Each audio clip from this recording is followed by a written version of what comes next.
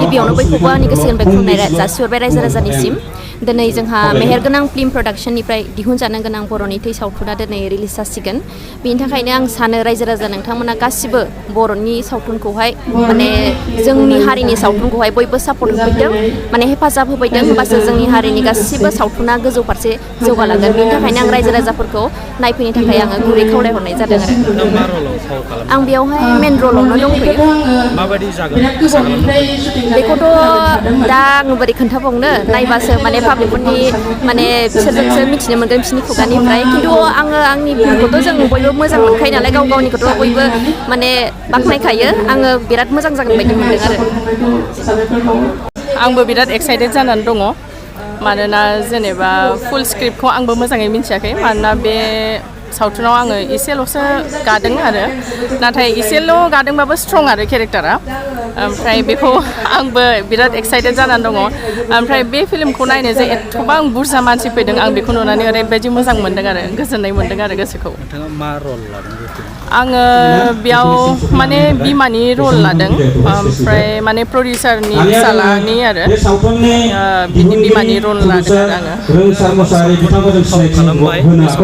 फाव खालामनानै फाव खालामबोबाय बे सावथुनाव फाव खालामनानै माबायदि मोनदों मोजां मोनदों मानोना आं आदा सपनजों सिगांबो मावखांबाय नालाय आदा सपननि फार्स्ट मुभिया दिल्ली टु बड'लेण्डमोन ओमफ्राय बेयावनो आं मावखादोंमोन आरो ओंखायनो माने एक्सपिरियेन्सआ आंना गोदान नङा आदाजों माने गोजामखा ओंखायनो आरो मोजां मोनदों जों माने सावथुन गानानै मोजां मोनखायो नालाय जेराव माने ओंखायनो मोजां मोनदों आरो नोंथाङा बिदि सावथुनाव गोबाव सम द्रप थाथ'बायमोन आरो फैफिनबाय बिनि नेक्स्टआव आरो फैफिनबावगोन नामा औ फैफिनगोन आरो नेक्स्ट आंना प्रजेक्ट दङ नभेम्बरनिफ्राय स्टार्ट जागोन आरो शुटिंआ बे बोसोरनि बेबो आबुं सावथुनावनो औ मोनसेल' दा बे बोसोराव बे मोनसेखौनो लादों आङो देग्लाय बोसोराव गोबां बर'नि सावथुना गोदान गोदान ओंखारदों रायजो राजाफोरखौ मा खालामनांगौ नायनांगौ आं बेखौनो सानो माने सिगांबो नायबोदों जोंनि बर' रायजो राजाफ्रा बिदिनो अनसायबोदों ओमफ्राय दाबो माने अनसायबोदों आरो सिगांसिम माने इयुनसिमबो जाहाथे अनसायबाय थायो बेखौनो आं लुगैयो आरो खुलुमबाय रायजोफोर जोंनि बे बर'नि थैनि स्ट'रिया जोंनि गोदोनि बर'नि हिस्ट्रिनि आरोना ओमफ्राय बे सिनेमाया ओरैबायदि मोजां जाखादों आरोना दा रायजोफ्रा नायबा गोजोनगोन आरो बे फिल्मखौ नायबा आङो बेयाव माने एमएलएनि रल खालामनाय जादों आरो ओमफ्राय आं बहुद बोसोरनि उनाव माने फिल्म लाइनाव ओंखारफिननाय जादों आरो बेनो दा रायजोफ्रा नायनानै मोजां मोनगोन आरो गोजोनगोन बेनो आरो माने जोंनि हारिनि गोदोनि एकदमबारे गोसोआव नांनाय आरोना फिल्मा बेनो आरो दा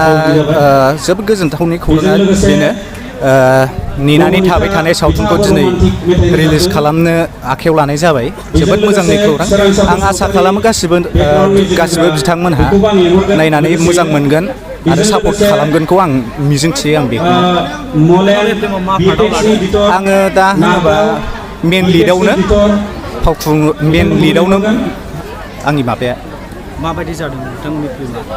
फिल्माथ' थारैनो जोबोद मोजां जादों बेवहाय जोबोद मिनिं गोनां गोथौ डायलग्सफोर दं माखासे स्ट'रि आरो कनसेप्टफ्रा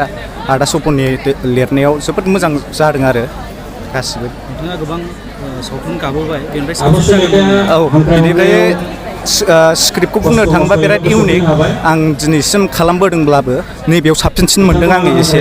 दा एक्सननि होनोबाबो माखासे फायारिं खालामनाय माखासे ब्लास्टिं खालामनाय बेफोरो रियेल बायदि नुनो मोनजोबदों बेवहाय जेबो VFXनि बारा माबा नङा बाहादुरि नङा कम्पिउटारनि बेयाव जाखिनि देखायदों अरिजिनेल बायदियानो नुनो मोनजोबगोन बेयाव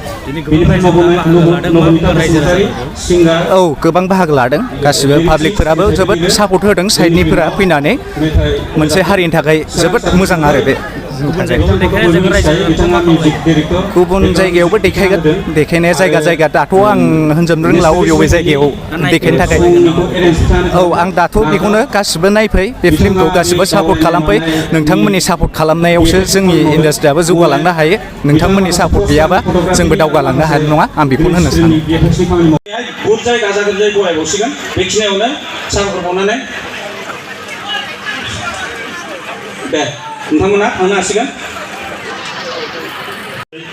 बृन्दाबन ब्रह्म दिलिप बसुमतारी बिन्दिया बसुमतारी जुलिना बसुमतारी सानसुमा नार्जारी बाथौ बसुमतारी रायजो राजाफोर गोबाव सम बे फिल्मखौ नायगोन होननानै गासिबो जोंनि रायजो राजाफोरा नेगासिनो दंमोन दिनै बे समा बयनिसिमबो खुलुमनायखौ जासिहरबाय फार्स्ट अफ अल बे मेहेरगोनां फिल्म प्रडाक्सन आरो डाइरेक्टर आदा सपन कुमार ब्रह्मखौ आं थेंक इउ सो माच बिथाङा सफैबाय बिथांखौ गांसे आर'नाइजों रिंकि ब्रह्म सावथुनाव मा रल लादों सावथुनखौ जेब्ला नुगोन अब्ला मिथिगोन आरो रिंकिया दसे थाथ' बिबायारि बिथाङा आथिखालाव थियाटार सालायगासिनो दं थियाटारनि बिगोमा आइराखि थियाटारनि बिगोमा मेहेरगोनां फिल्म प्रडाक्सननि जानानै बिथांमोनखौ जों बरायबाय आं गोख्रैनो बिथांमोनखौ थाबैनो सिनायथि होगोन बिथांमोनहा सावथुनाव मा रल लादों सानैजों मा सोमोन्दो दं नोंथांमोना सावथुनखौ नायोब्ला आंनि खुलुमनाय सिबिनायखौ नोंथां बयनिसिमबो जासिहरग्रोनाय थाबाय नोंथांमोनाबो फैनानै बे सावथुनखौ गोरबोजों सापर्ट खालामनानै जों बयबो आर्टिस्टफोरखौ गोसोआव जौगाखांनायखौ होयो बेनिखायनो गिबियावनो आं नोंथांमोनखौ रोजा रोजा साबायखर बावनाय हरग्रोबाय जिखुनु हक बे जायगायाव आङो जेला स्क्रिन खालामदोंमोन अब्लाबो नोंथांमोना जोबोद सापर्ट खालामदोंमोन